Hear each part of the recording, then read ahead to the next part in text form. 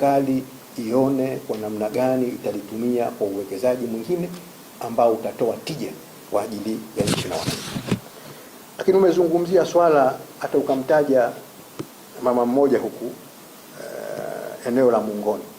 Bahati nzuri Muungoni binafsi nilishafika, na sikufika tu kwa kutembea, kwa ajili ya kutembelea shughuli za wakulima wa mwani.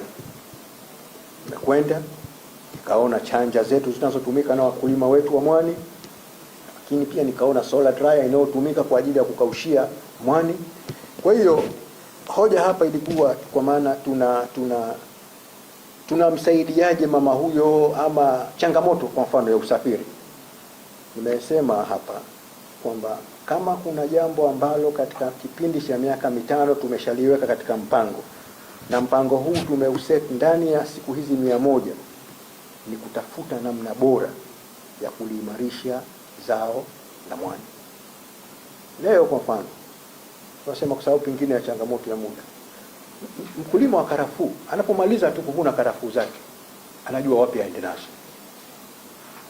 na anajua bei yake. Swali ambalo pengine hapa sijaulizwa tu, kwa nini hatujaweka bei rasmi ya zao la mwani eze bei elekezi?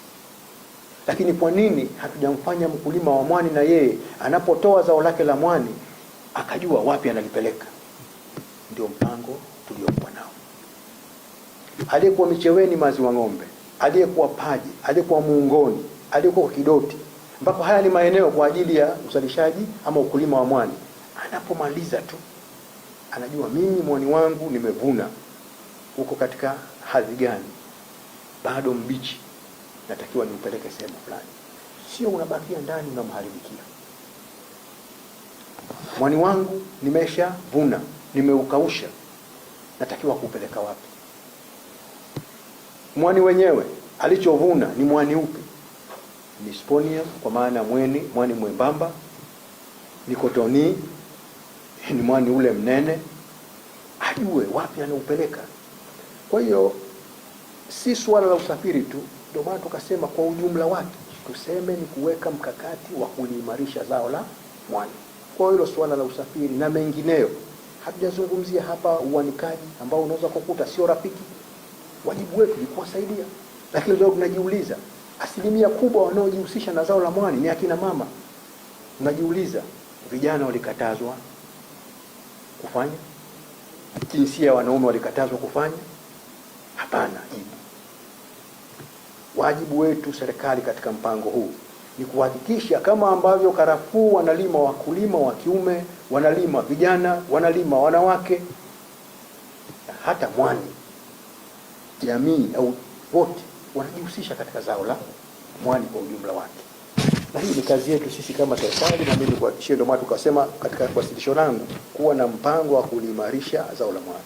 Kwa Muungoni, kwa sababu umetengeneza special case, tutatazama namna gani kwa uharaka kuweza kupatikana huo usafiri.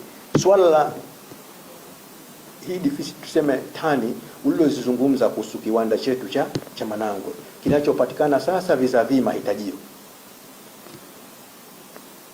Lengo hapa la kusema tunakifanya kiwanda cha Manangwe tukifunge mashine ambazo nimesema kwenye wasilisho tumeshazinunua kutoka India na Uingereza, na tunatarajia ndani ya mwaka huu zitafika na zitafungwa. Hili litaendana sambamba na kuwashajihisha na kuwawezesha wakulima wa mwani, ili mwisho wa siku ndio ile nilosema mwanzoni, huwezi kuwa na kiwanda halafu mali hafi inayohitajika kwenye kiwanda hicho haipo. Kwa kuwa na kiwanda hichi ni jambo moja, lakini mkazo wetu mkubwa sasa ni kuhakikisha wanaolima sasa mwani tunawawezesha kwa kuwapa vitendea kazi, kwa kuwapa elimu, kwa kuwapa mbegu. Na kwenye wasilisho nimesema hapa tumeshaanza kutoa hata mbegu za kisasa za mwani. Mwisho wa siku tukafungua kiwanda cha mwani, halafu ikawa mali hafi ya kiwanda hicho haipo.